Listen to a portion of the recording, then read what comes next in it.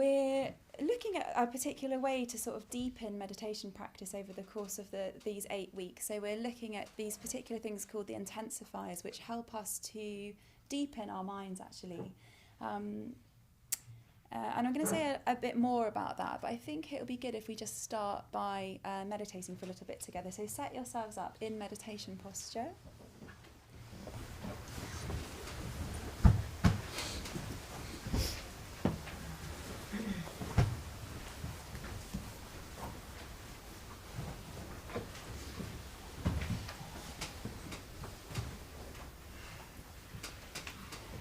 Yeah, when you're ready, you can close your eyes or just take a soft focus towards the ground in front of you.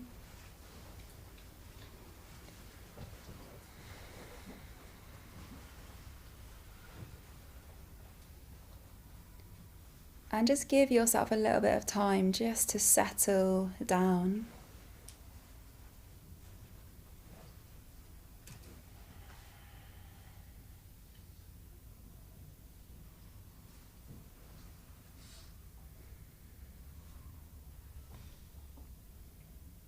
So just letting the weight of the body just release down through your legs, down through your sitting bones.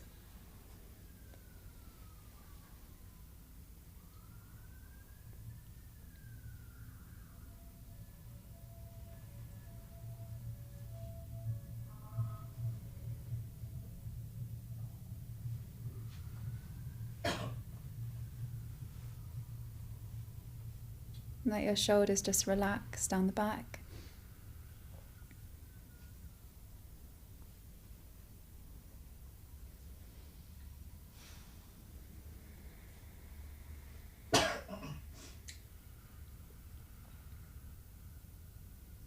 You can also let the face soften.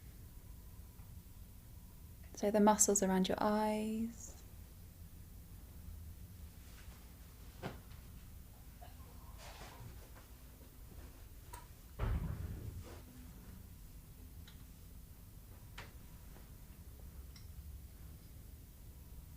Soften your cheeks.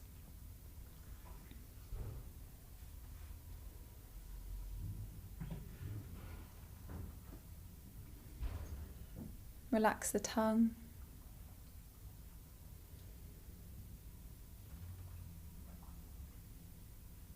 And let your jaw release.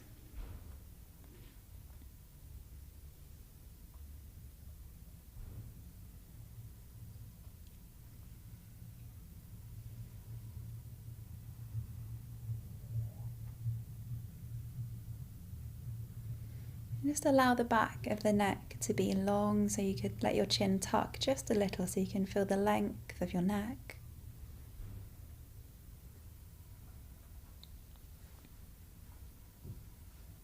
And as you breathe out, just seeing if the shoulders could release a little more.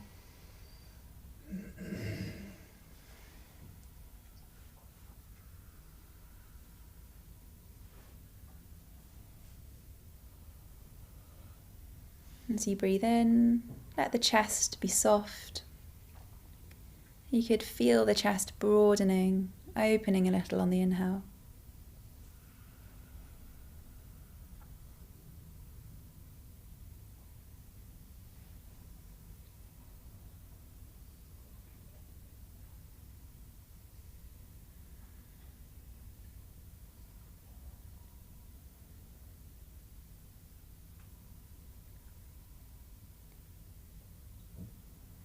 And just notice if you're gripping through your legs. Often we can be gripping through the thighs. And so just allow the muscles of the thighs to relax. Try and let the legs be a little heavier.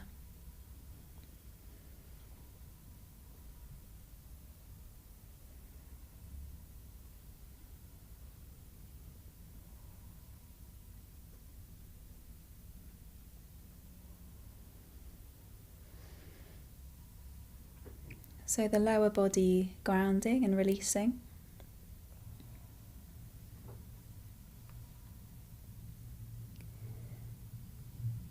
And And the upper body rising up, so the spine rising up in its natural curves.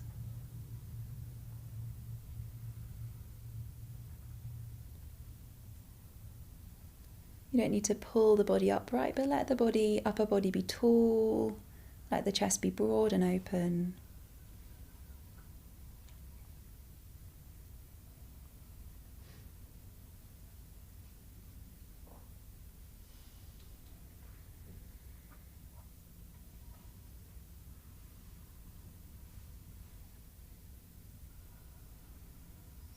And see if you can have a broad, felt sense of your body, just feeling the body.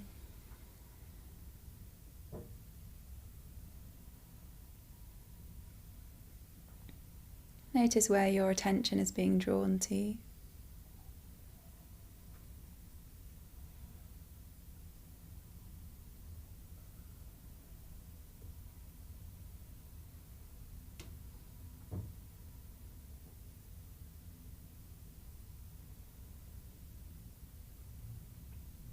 And if there's areas of pain or tension in your body, just take the breath there and just imagine the breath combing through the tension.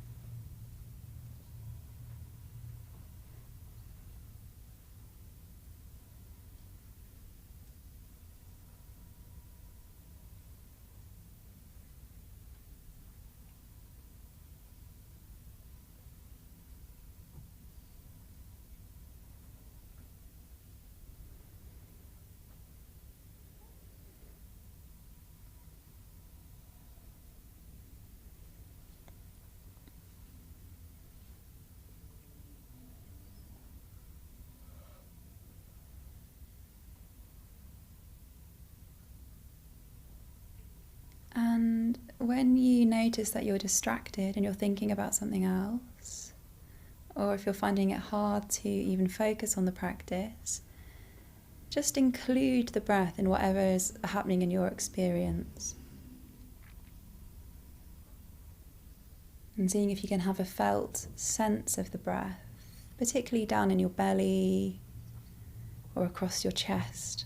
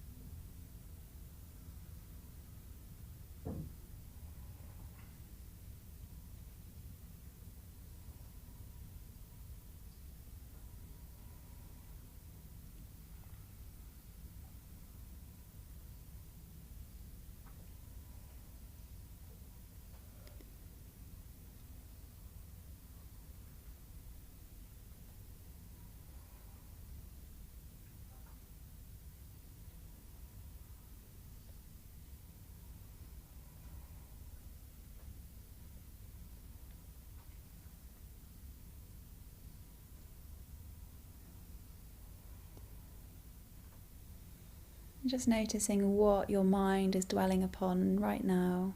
What are you cultivating through your thoughts, your emotions?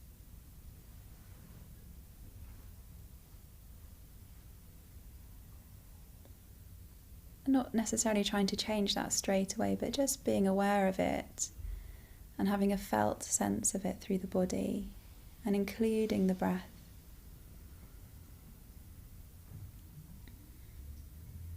So being quite open and receptive rather than trying to force your mind. Just noticing what's present, what are you sitting with just now.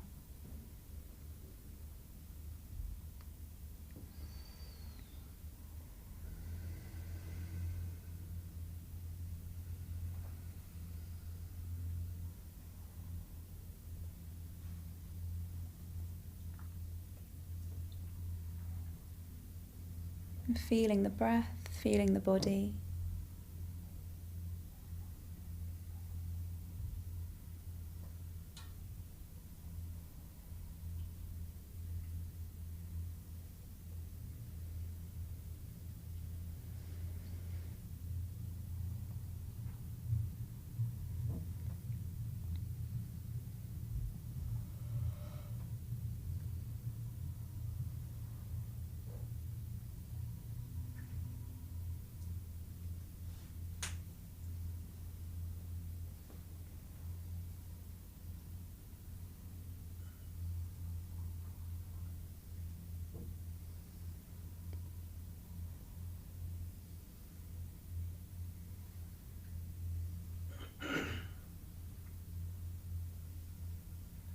And now just starting to let go of your efforts. Stay sitting, but just relaxing any effort, just sitting.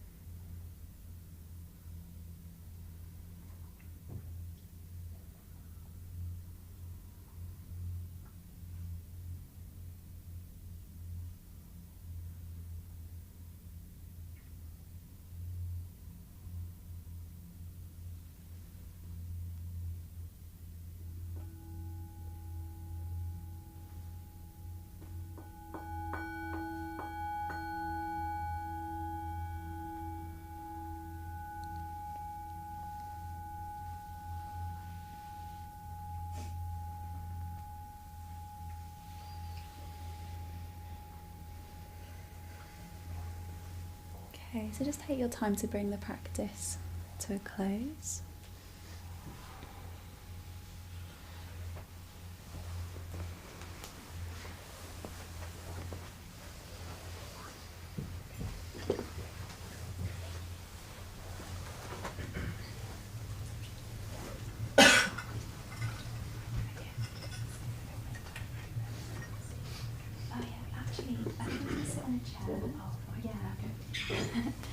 Do you mind passing me over a chair?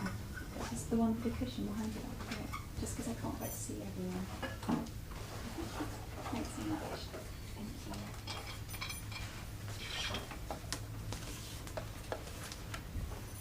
you. Okay, that's better. I couldn't quite see everyone. It's funny when you can't see people. Okay, it's a bit closer. Good. Okay, yeah, so I just wanted to say a little bit about these intensifiers, but first I sort of wanted to start by talking about why we meditate. I know you probably all know why you've come here to meditate, but I always find it really helpful thinking about meditation practice to think why, and also what's the sort of Buddhist context for meditation. And I think actually it's quite important in connection with these intensifiers. So hopefully it'll become clear as I say a little bit. So in Buddhism, the sort of main sort of principle or foundation of it is that your mind is sort of the sort of basis of all of your experience. So it's not saying that the sort of perceived external world is a mirage. It's not saying that. What it's saying is that our experience is shaped by what we think, what we say, and what we do. So our experience of the world is shaped by that. Of course, there's lots of other conditioning factors, but how we respond to what happens to us is shaped by what we think, what we say, and what we do. And when you sit to meditate, what you sit with is the habits of mind that you've been cultivating outside of meditation practice. So if you habitually dwell in particular mental states, then when you come to meditate, that's what you'll be confronted with in the meditation practice. So a sort of classic Buddhist method of working with the mind to sort of, maybe I could go one step back actually. So another sort of key principle is that happiness comes from a pure mind, or you could say a sort of skillful or positive mind. I quite like the word pure, but I know for some people that has sort of weird religious connotations. But there's something about where you're acting from a place of which feels wholesome. So a place of love, a place of generosity, a place of connectedness, a place of empathy. You could think of that as the sort of pure mind.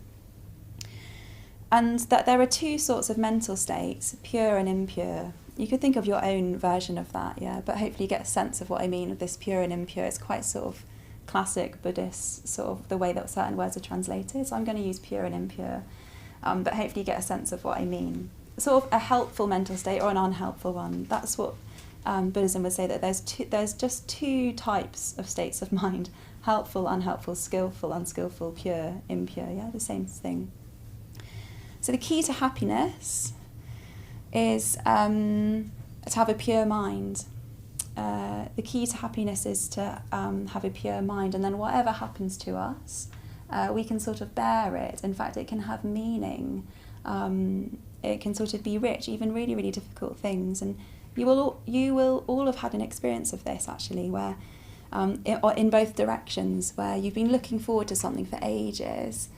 I don't know, maybe you're working really, really hard, you're having a bit of a difficult period, and you think, oh, when I get to this, to X, when I get this or when I do that, then I can relax and then I can be really happy. And you know what it's like, you get there and then what happens is you're just confronted with the restlessness or the anxiety or the sort of craving that's been driving you to get to that point. So you can't enjoy, I don't know, I'm trying to think of my own version.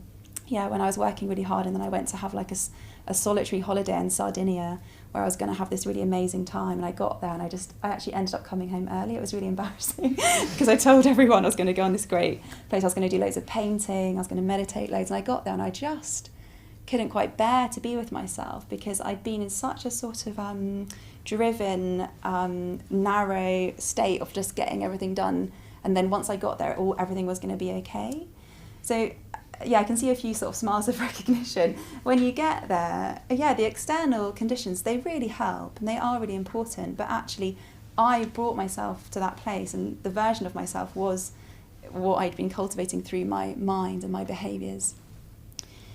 Similarly, and you will have had experience of this as well, really difficult things can happen, but when you're feeling emotionally sort of centred and present to the experience, really, really difficult things can have meaning, and they can even be sort of strangely beautiful. Well, not strangely, just directly beautiful.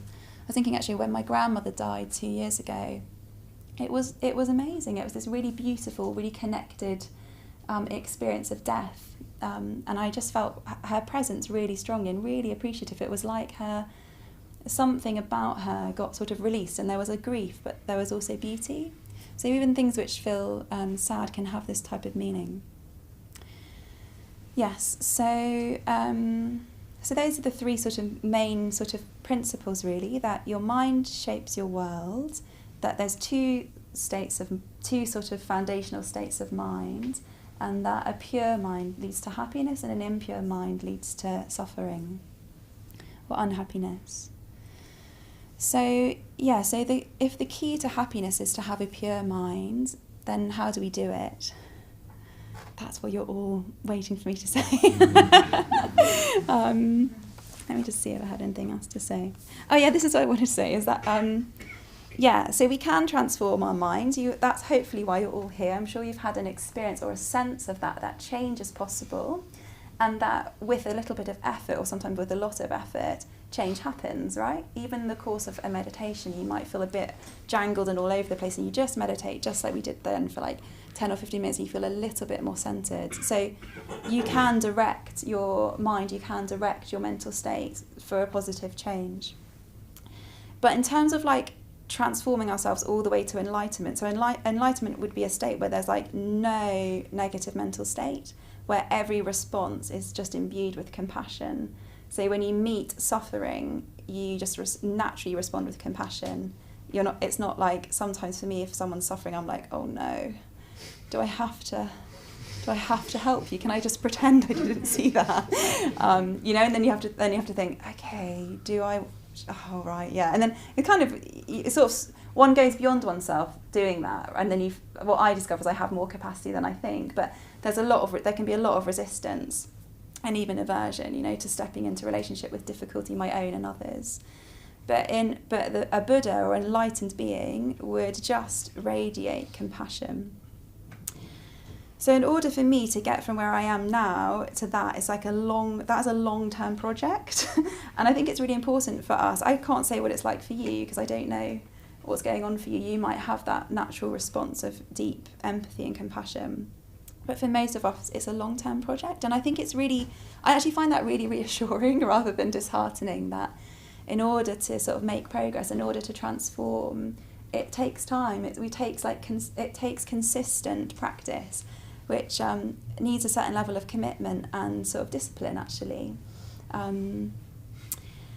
So we can have a vision, and probably you will have had this as well, we can have a vision of our own potential, we can have a vision for the potential of humanity, which is what the Buddha experienced and what the Buddha had, was that he saw that each human being has a potential to grow, has a potential to transcend a limited, narrow, painful sense of self, to step into something sort of expansive and luminous and beautiful and deeply connected.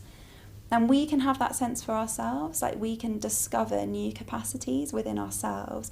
We can get a sense or a glimpse of our own potential. You know, like us on like a really good day, or when you've had a particularly deep meditation, you realise that you've sort of been seeing the world in a slightly wrong kind of way, and then suddenly it's so simple.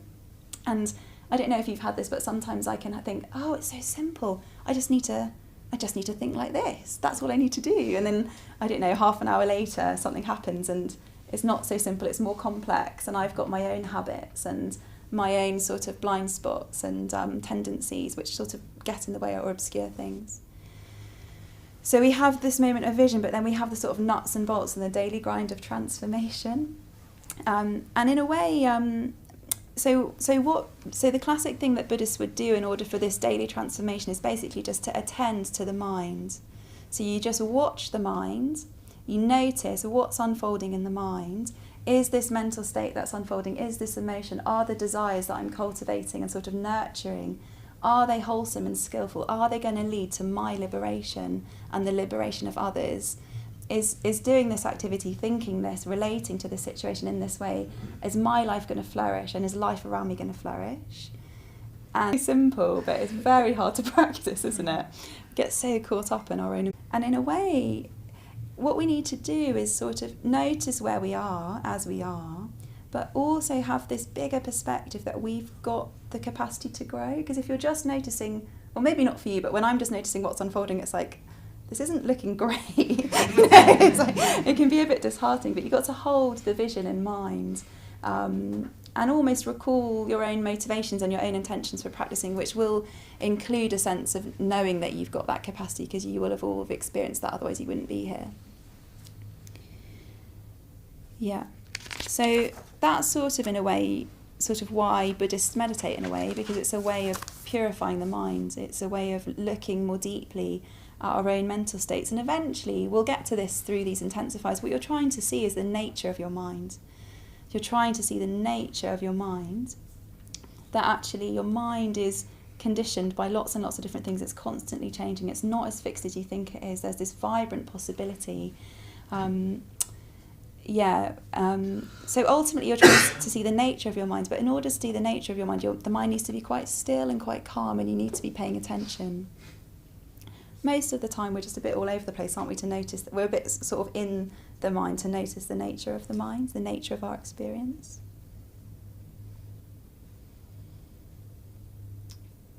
Yeah, so what shall I say next?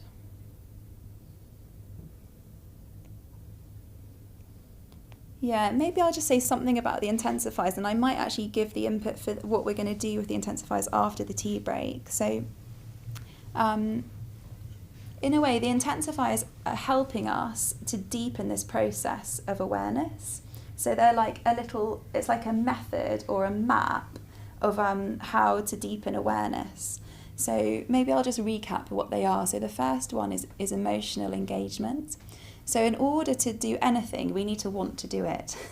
And in meditation, what can happen is often in our lives, actually, we're conflicted. So we sit down to meditate, but we don't really want to focus on the breath. We want to do something else. And sometimes we can just, not all of our energies are moving in one direction. So we can be a bit conflicted. When we sit to meditate, we're trying to get as much of our sort of interest sort of in the meditation practice. So a good example of this is maybe you're sitting to meditate, or I'm sitting to meditate. I'm trying to think of a recent example. Okay, so I'm sitting to meditate, probably yesterday, and I'm trying to do a particular meditation practice, and what happens is I'm just thinking about all the things I need to do. This is probably quite a common thing, and it's sort of, I'm trying to come back to the object of meditation, say it's the breath, but I just keep thinking about all the things I need to do, and it's a bit like I just want to get to the end of that thought, so that somehow I think I'll be able to relax once I've thought through my to-do list. So rather than just keep trying to come back to the breath and sort of ignore that, you can start to engage with what's happening. So it's like, okay, I want to think about work. Okay, what's underneath that? What's the physical sense of thinking about work? It's really tight in my body. So it's like, okay, it's tight, right, I'm tight. Where do I feel the tightness? Oh, it's in my chest. Okay, what else is going on? Oh, right, my heart's beating a bit faster. And I feel like I'm bracing myself against the world. Okay, can I relax that? What's under that? Oh, I'm a bit...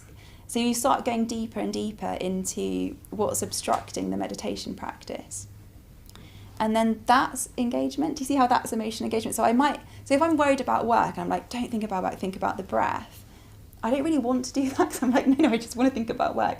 But sort of getting engaged in the sort of, where the energy is in the work. So you need to sort of get underneath that thing which feels like it's obstructing the meditation practice. So that then the obstacle to meditation becomes the opportunity to sort of go deeper into one's experience. And then what happens for me is it's like, oh right, then I'm sort of in my body and I am actually sort of with the breath, and it's sort of like, oh yeah, this is meditation practice. There's energy, I'm feeling attentive, and I start to get absorbed in my sort of inner experience, rather than being a bit removed from my experience, thinking about work, or having an abstract idea of meditating and putting it on top of underlying anxiety. So does that make sense? Sometimes we can put an idea of meditation on top of our experience and it doesn't really go to any depth, and we can't sustain the emotional engagement because our emotions aren't engaged. It's just a cognitive idea that something's good for us. But often we don't necessarily want to do something because we think it's good for us. We want to do it because it feels like it's good for us, or we need to get our emotions on board. Yeah. So why don't we do that? Shall we practice doing that now, and then I can say a bit more about attentiveness. So let's just do another little meditation before the tea break, and we'll just practice that. So we're not going to do any stages of the mindfulness of breathing. We're just going to focus on the breath, and I'll lead us through.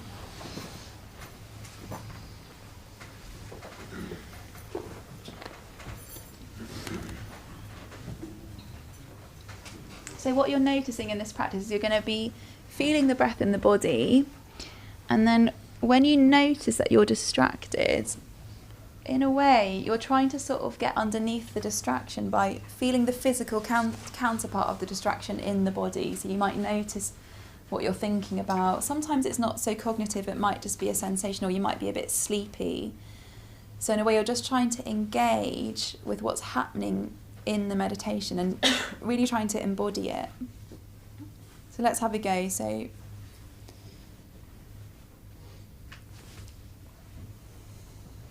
starting by just grounding.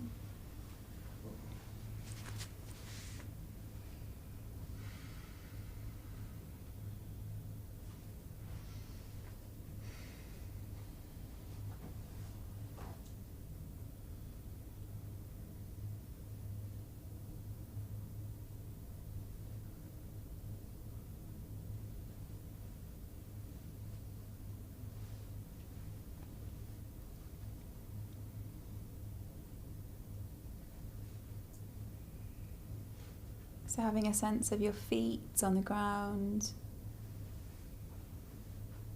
your legs on the ground if they're touching the ground.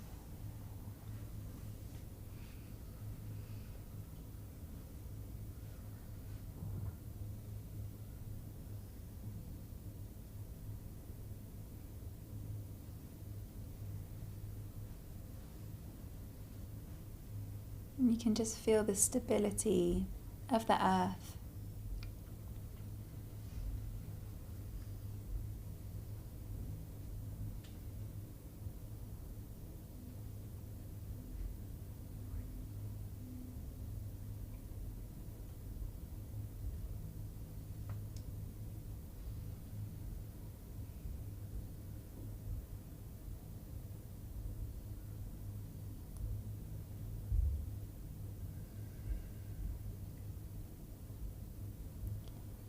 And you can just let the belly soften, particularly on the in-breath. Just imagine the belly a bit like a balloon expanding.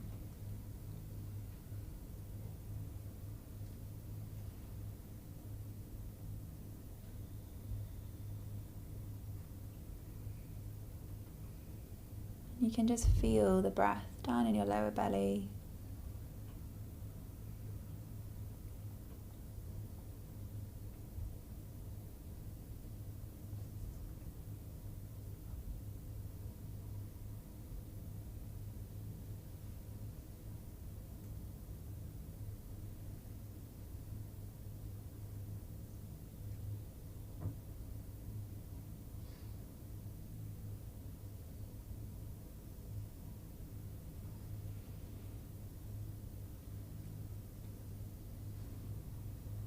And so for the next 10 minutes, we're going to just see if we can just stay with the breath. So like the third stage of the mindfulness of breathing.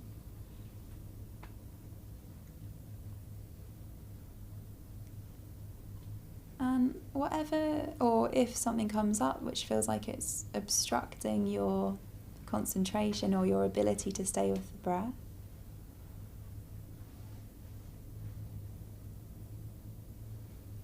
see if you can get curious about that, explore it a little bit. Notice its sort of physical, bodily counterparts. Just like you're breathing into it.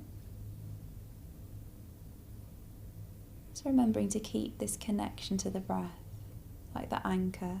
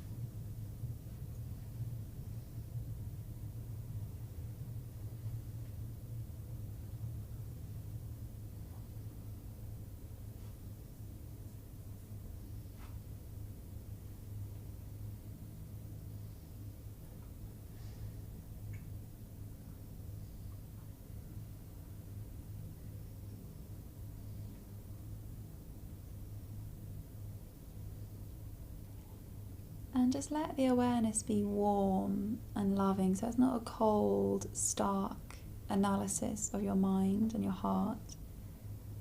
It's a really warm attentiveness to your experience as it unfolds.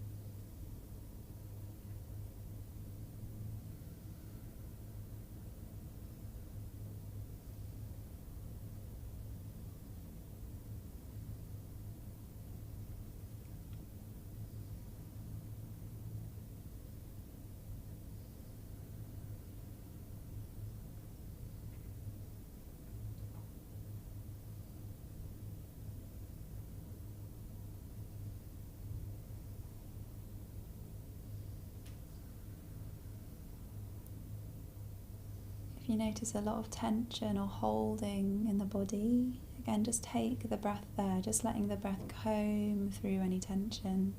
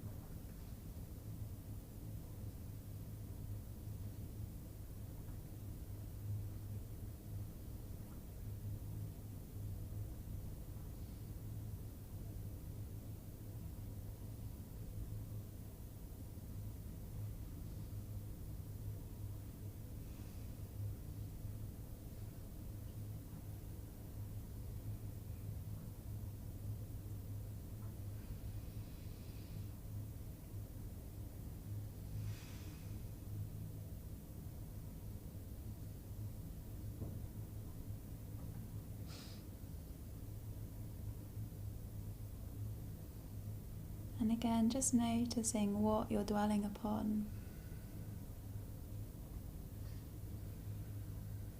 Notice how it feels through the mind.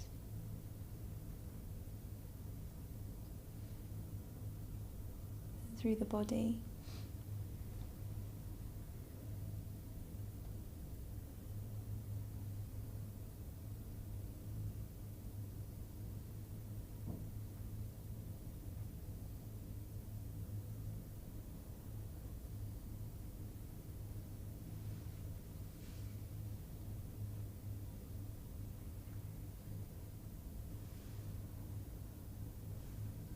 And just the act of noticing will help to purify the mind. It's a skillful act. So just that very act of noticing, bringing awareness to a mental state,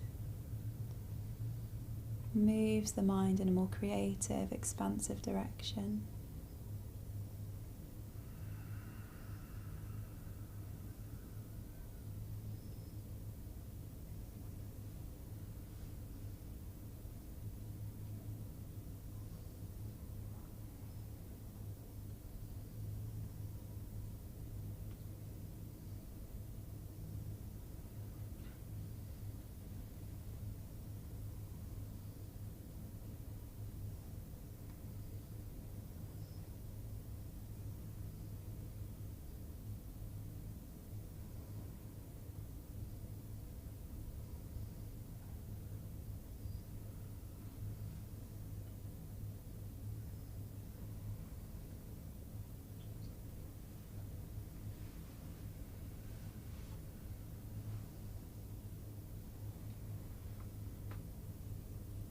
Feeling the breath, feeling your body.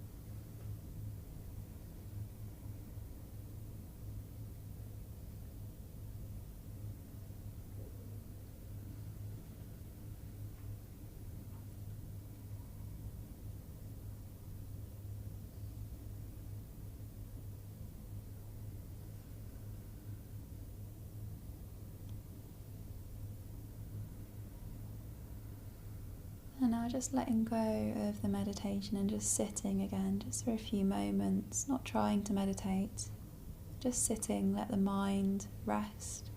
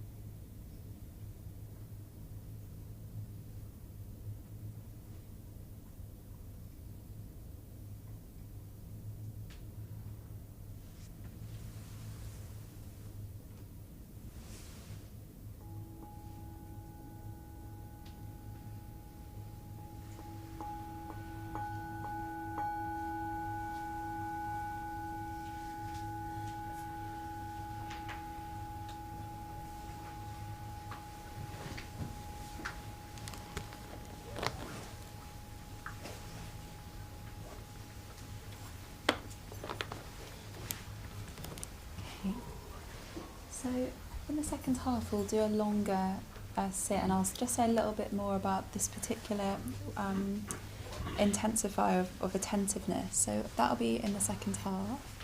But we've got about 5 minutes before the tea break, so if you've got any questions or comments, there's a little bit of space before we break for tea if you wanted to ask anything. Just put your hand up.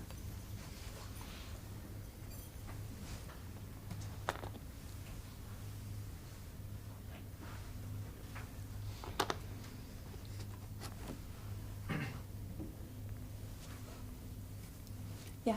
Is the mindfulness of breathing vipassana or shamatha? Is it concentration or insight? It depends how you're approaching the practice. So there's two, in some Buddhist traditions there's like two forms of meditation: a meditation where you're calming the mind, and a meditation where you're sort of looking at the nature of your mind, which would be like an insight practice, or it could be the nature of anything actually. Well, the Buddha gained enlightenment doing the mindfulness of breathing practice, so in that sense it was an insight practice. But mostly we do the mindfulness of breathing as a way to sort of calm and steady the mind. But if you start to approach the practice by looking at the sort of, one method would be to look at the changingness of the breath. So then it would become an insight practice. So it's also how you approach the practice. But within this tradition, we normally teach it as well, actually we do both. Yeah, we kind of teach it in both ways. Traditionally what you do is you're calming the mind, and once the mind's calm, then you can start to turn the mind towards insight practices. It's really important if you want to do insight practices, you're trying to do insight practices from a foundation of integration and positive emotion. So the mindfulness of breathing is a practice which integrates your sort of psychic, emotional energies, and then the metta bhavana cultivates positive emotion.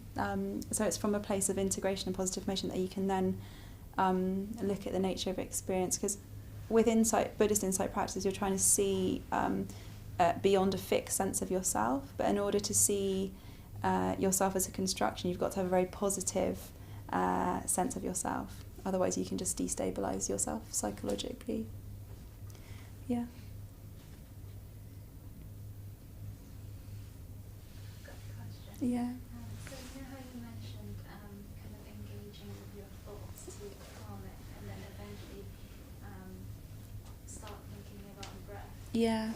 What if you spend the whole time just kind of engaging and calming it, and then you never kind of really focus on the breath? Yeah. Is that what happened for you just now? Yeah. Yeah. So what did you notice? So you were thinking, and then you It kind of just spiraled. Yeah. Like trying to like engage with it, and it's like non-stop engaging with it. Yeah. And when you rang the bell, I was like, oh, I didn't even breathe. Did I breathe? You probably did. Hopefully you breathed. And I was like, is there some sort of like mindfulness to this? Did I do it right?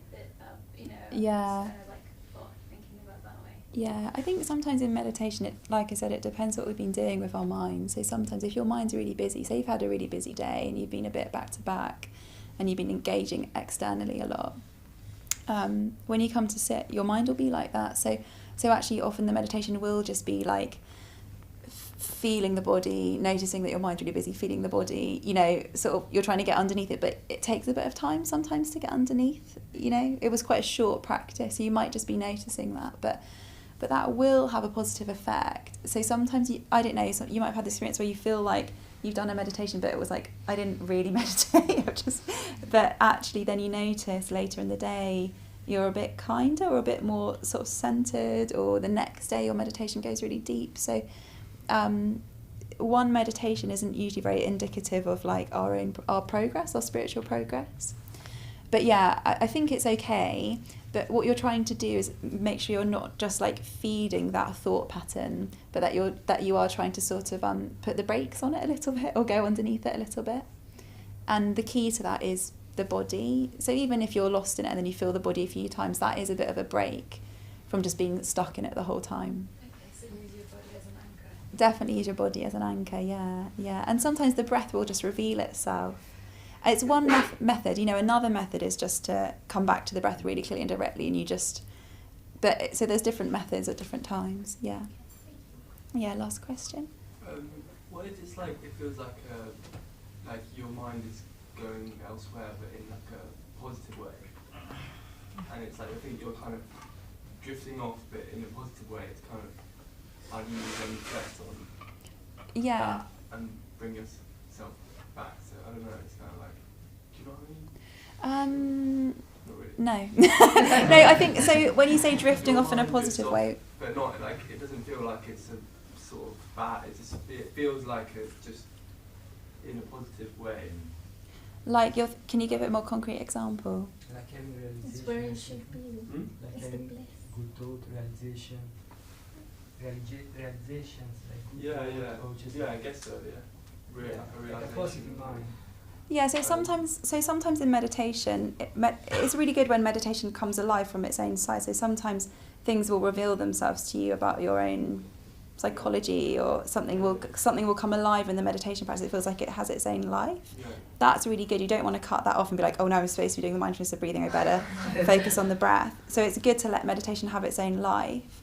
I guess you just want to be really aware that you are present, I suppose, and grounded in the. Again, it's that thing of like being embodied. I think really helps, because sometimes you can just be in a bit of a daydream or a bit of a fantasy. But I think you'll know instinctively the more you practice. It sounds like you've got a sense of like, you'll know intuitively that it's meaningful and it's deepening your experience rather than keeping you on the surface.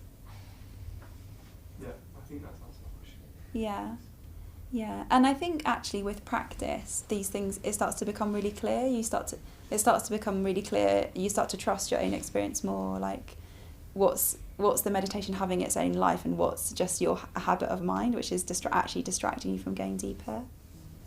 Yeah. Okay, so let's break for tea. So we'll come back, and in the second half we'll do a longer period of meditation. Okay, so I'll just say a little bit more, and then we'll have a longer period of meditation. I'm just getting over Amelie Oden talking so much about the film.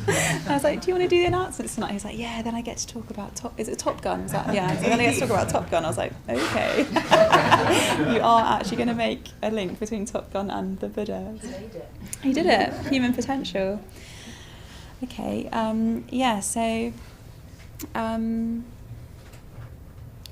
I just wanted to say a little bit more about these intensifiers. So yeah, we've got emotional engagement. So I talked a little bit about that. Basically, it's trying to get interested, trying to get your emotions, trying to get yourself on board with wanting to meditate. So you might get a bit of emotional engagement. You might start to get a bit interested in your experience. But then what you need in order to deepen that is you need to have a resolve. So it's basically like really clearly deciding that you are going to meditate. You know what it's like? You can sit down and sort of not really commit to the practice.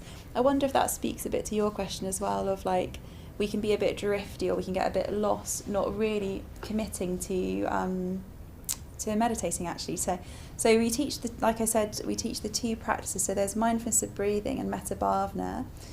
And ideally you'd practice those every day. So you'd alternate. One day you do mindfulness, the next day you do metta, one day mindfulness. So it's really, really good if you can to establish a regular daily practice, because then you start to get some momentum, even if it's only just 15-20 minutes each day, and try and do it at the same time each day, because that also really helps if you can.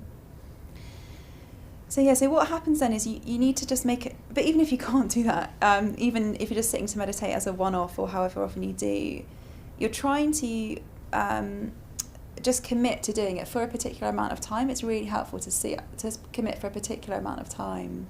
So you've got a resolve, and that's sort of like recalling why you're meditating. So you might want to meditate because you think it's a good idea, or you've had a good experience of it in the past.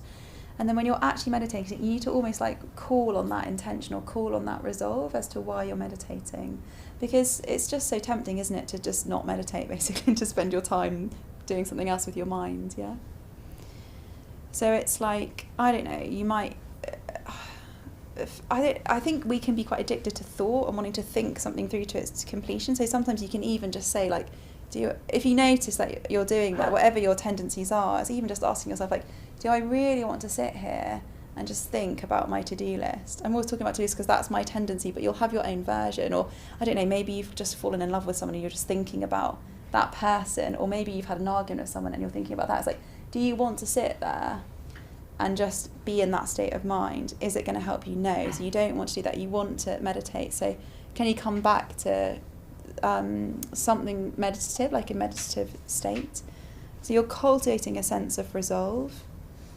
Often what can happen in one meditation or in our sort of meditation career is meditation can sort of dry up, and we can feel like the meditation practice isn't going anywhere and we can't really do it. So then what we do is we just try harder. But actually what we normally need to come back to is our sense of resolve and our sense of emotional engagement. So rather than just trying harder, trying to see what is going on, can you recall sort of why you're meditating? Can you commit to that intention, even if it's difficult? And what's your name? Sorry. Me. Yeah. Yeah. Luke. Luke, yeah, because Luke was asking, I hope you don't mind, you're saying, when you notice, is noticing that you're basically so distracted all the time progress? And I was like, yes, it is progress, actually. So it's like what you might start to notice as you get emotionally engaged and you make a resolve to notice is that actually you're like, oh my God, I'm just all over the place and I'm thinking about things all the time. And sometimes then we can sort of spin off of meditation or spin off of a spiritual path if you're on one, thinking it's like not really working. But actually usually that is a point of progress, and sometimes that's a real turning point, actually, is just to notice how much progress there is to make. So often in my experience, when I'm having a bit of a difficult time in my meditation practice or in my spiritual life, my spiritual teachers will be like, oh no, it's really, really good. I mean, it feels uncomfortable, but you are kind of making progress. So it's not always going to feel good, but you're trying to come back to your sense of purpose as to why you're doing it. So that's in like sort of micro and macro level. So you can feel this sense of resolve. Okay, I do want to meditate. I do sort of have a sense of faith or a belief in the practice of meditation. But resolve isn't enough, because new resolves keep sort of arising all the time. So you've got to sort of have the attentiveness and the mental discipline to stick with the resolve around the meditation practice, the resolve to stay with that particular meditation, because you might start off doing the mindfulness of breathing and then it's not really working. You're thinking you're going to progress through the stages, but then you're like, oh, actually, I'm just going to go freeform and I'm not going to do the stages. So it's like a new resolve. And then you're like, oh, actually, maybe I'll just try the metta bhavana. Maybe that'll get my... So there's something about sticking with the first resolve. And in a way, like having a clarity of purpose, like a sense of what you're doing and why you're doing it. So this intensifier is called recollection or attentiveness. So in a way, this is like recollection and attentiveness sort of blossoms out of emotional engagement and resolve. It's kind of like a natural byproduct. So if you notice that there's not much attentiveness, you can go back to emotional engagement and resolve and try and strengthen those, and then attentiveness will sort of flower out of that. And also this sense of recollection can carry through into the whole of our lives. We're trying to sort of recall, like, what are we doing and why are we doing it? Sort of inner and outer as well. I think it would be really amazing actually to live one's life with a real clarity of purpose in everything we thought, everything we said, everything we did. We knew what we were thinking, we knew what we were saying, we knew what we were, our actions, and we knew their purpose. I mean, you might know that, but I certainly don't. But I just think it would be such a beautiful way to live, to have that clarity of purpose. So in meditation, that's what we're trying to cultivate, this sense of attentiveness and recollection, sort of just remembering to practice. Because in a way, awareness and mindfulness is quite simple. Sometimes it's really unpleasant, isn't it, to come into to notice an uncomfortable mental state. It can be unpleasant, but it's quite simple just to be aware. And awareness is natural. You don't need to try that hard, actually, to notice what's happening. It's just almost like remembering to do it. The more we do that, the sort of more natural it becomes, and the more it sort of just spreads out through the rest of our life, and also it infuses our meditation practice, this ability to sort of recall, to recollect. So you've got the intensifier, emotional engagement, resolve, and then attentiveness or recollection. And in a way, the attentiveness is the ability to just stay with the object of meditation. Most of us are in particular habits of our minds where we're quite scattered. We've got habitual ways of sort of scattering our attention. So what also really helps with this particular method is to notice what you're doing outside of meditation. So if you're constantly multitasking, if you're rushing from one thing to the next, to the next, to the next, if that's how you're living your life, you probably will find it quite hard to go deeper in your meditation practice. That's why retreats are really good, because you're not doing that and you start to feel the sort of depth and the possibility of your mind. And sometimes there's periods in our lives where, we have to live like that because of particular circumstances. But if you've got the possibility or the option to create a bit more space in your life and to not sort of be multitasking so much, then do it, actually, because it's a real privilege, and you could really, you could probably be of much more benefit to yourself and other people if you had a deeper sense of your own mind.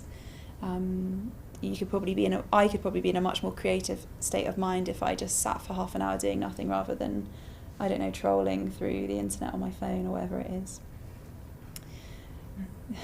Yeah, so there's something about that, isn't it? Like recalling our purpose. When you reach for your phone, it's like, do you really need to do that? And what's the effect going to be? Or could you just look at the sky for 2 minutes or 30 seconds or 5 seconds, So our meditation practice will speak to our life, and our life speaks to our meditation practice. And that's the beauty of meditation. It's not just about, the whole purpose of meditation practice is that it affects your life, that it affects your actions in the world.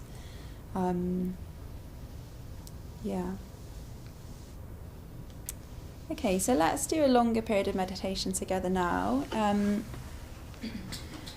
We'll do the mindfulness of breathing, and we'll go through the 4 stages.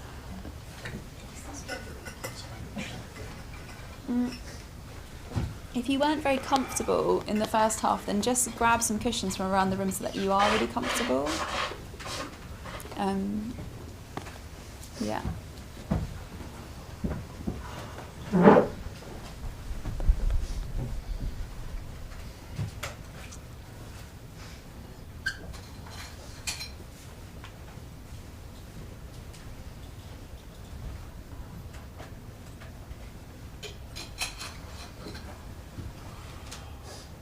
Okay, and maybe I'll just give you 2 methods of what you can do in this meditation. So one method is,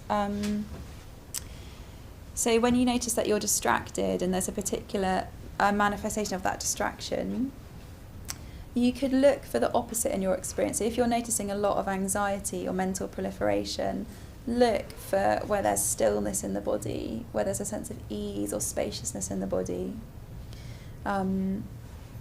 So you're looking for the opposite in your experience. And then the other technique is what we did before the tea break, which is noticing the distraction and trying to keep a sense of the body and the breath as you engage in that and feel it through the body, in touch with the breath. So one is sort of diving a bit more deeply into the obstacle, and one is looking for the opposite of the obstacle in your experience. Yeah. So it's there's loads of different types of methods to sort of get engaged and to focus on our attention. So the focus of the meditation is the breath, but what we know from practice is that doesn't usually last very long, does it? With the breath, and then we get distracted. So a way to work with distraction is to either look for the opposite or go a bit more deeply into, but try to get underneath the distraction, using the body to feel the sort of physical counterpart. So that's 2 methods. Pick one and just stick with that one for the practice. So you can choose. Well, you can obviously do whatever you want, I won't know, but that's just a suggestion.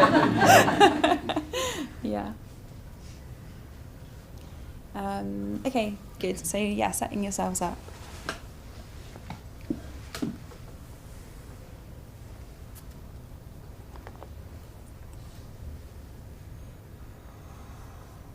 And we're going to meditate for half an hour, so just make sure you are really comfortable. Take your time to make sure you're comfy.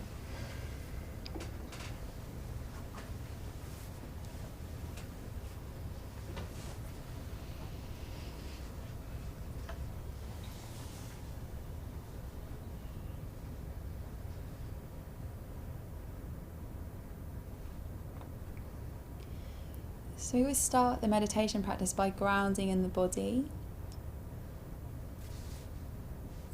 A felt sense of the body is a really good antidote to a scattered mind. So we're trying to build up this felt sense of our bodies, and even a sort of numbness or a lack of feeling is a way of connecting to the body.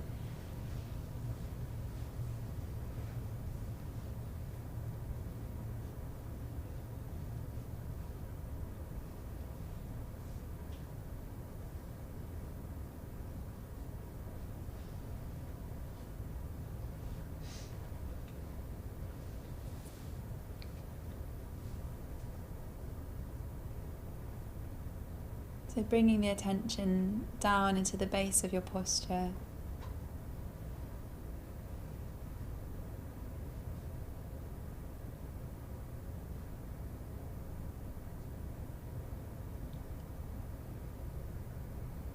So what we want to cultivate in the mind, we can look for in our physical experience. So we're trying to stabilize the mind. See if you can feel the stability in the base of the posture.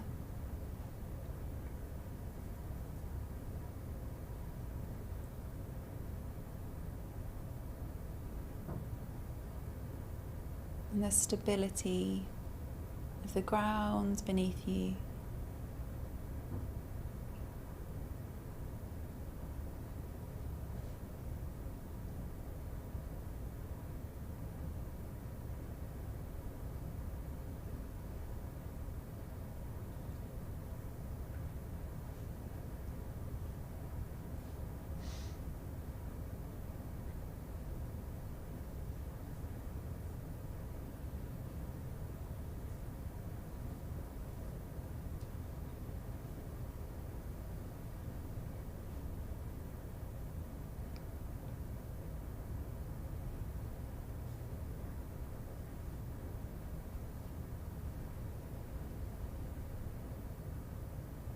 And can you feel the energy rising up your spine?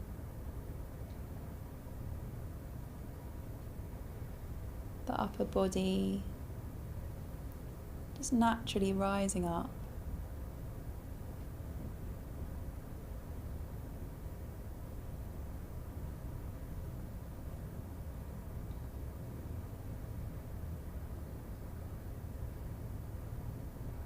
And as you breathe in, feel how the inhale opens the belly and the chest, creating a bit of space.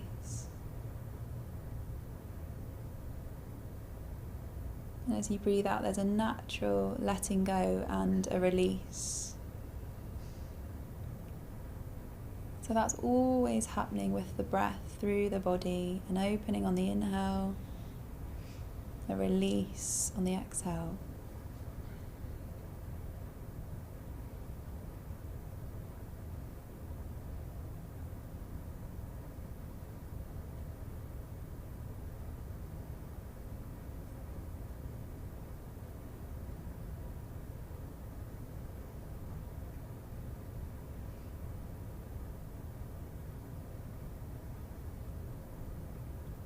And again, you can just scan your body for any points of tension or holding. If you're sort of gripping, sometimes it can be through the shoulders or the belly, or sometimes in the legs. And as you breathe in, you can take the breath to those points. Imagine that sense of opening, just reaching into those points. And as you breathe out, that sense of release.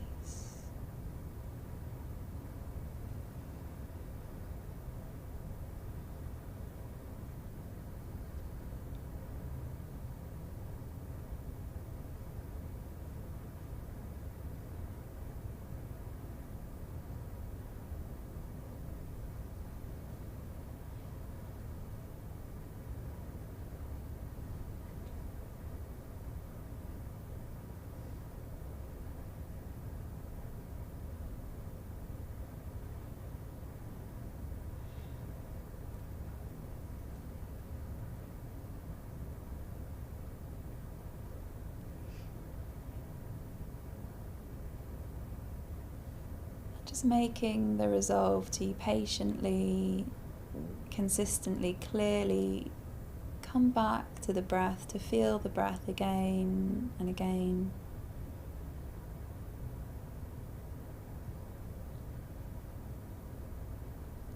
To calm the mind.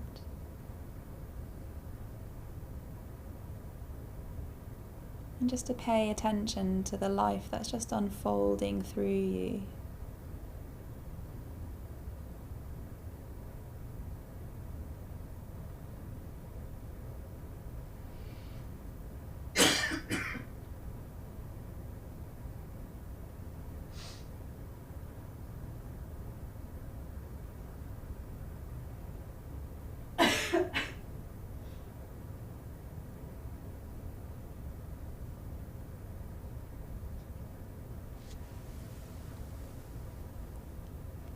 The mindfulness of breathing.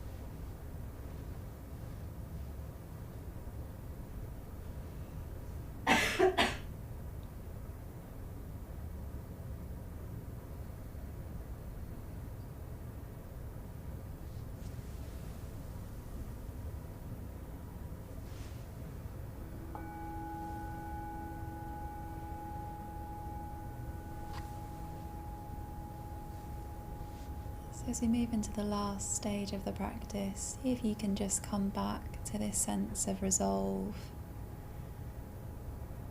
to just be present to your experience, however pleasant or unpleasant it is just now. Can you relax a little?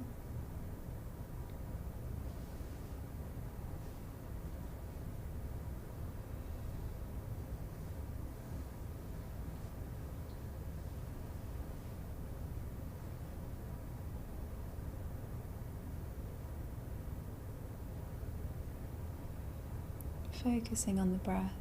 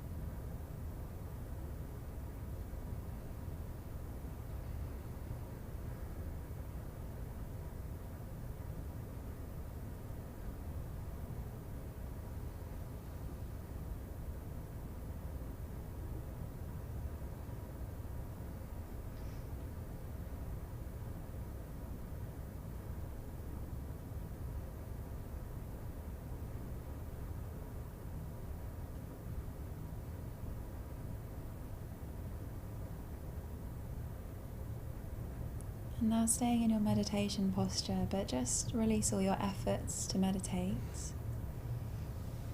And just sit, let the mind rest. You're not trying to do anything at all. Just sitting.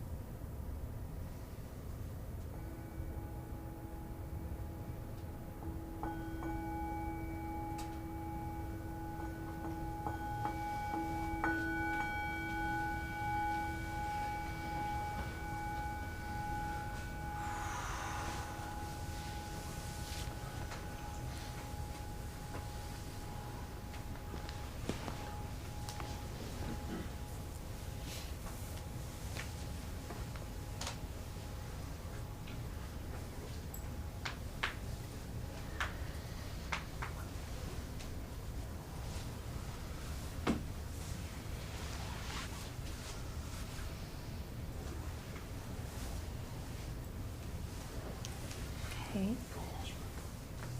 So that's all we've got time for this evening. So really, really nice to spend the evening with you all. Next week we'll be looking at the next intensifier, so the fourth intensifier. There's 5 in total. So it'll follow on in a progression. And just lastly to say, just an encouragement to give to the Buddhist Centre. So lots of you have probably donated already as you came in, but if you haven't and you want to and you can, please do give to the Buddhist Centre. It really, really makes a difference to us to receive financial donations. Lots of the classes that we offer run on a sort of economy of generosity. So it's quite a radical sort of vision actually of sort of running an organisation to run on generosity. So it really helps if people are generous. So it's the whole purpose of it is that if you can't afford to give financially at the moment, then you don't have to and you shouldn't feel obliged to. But if you can, then do. And it's a really, really good investment of your money because we'll just be putting it back into more activity so that we can try and make these teachings as accessible as possible for as many people as possible. So that's it. So hopefully we'll see you again next week and hope you have a good week.